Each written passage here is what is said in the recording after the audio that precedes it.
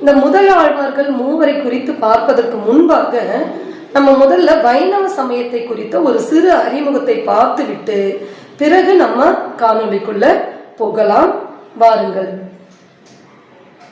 இப்ப இந்த வைணவ சமயம் அப்படின்னா திருமாலை முழு முதற் கடவுளாக கொண்டு வழிபடக்கூடிய ஒரு சமயம் தான் வைணவ சமயம் அப்படின்னு சொல்றோம். அடுத்து இந்த வைணவ சமயத்தை குறித்த பாடல்களை எல்லாம் பாடுபவர்களை நம்ம ஆழ்வார்கள் அப்படிங்கிற பெயரால அழைக்கிறோம்.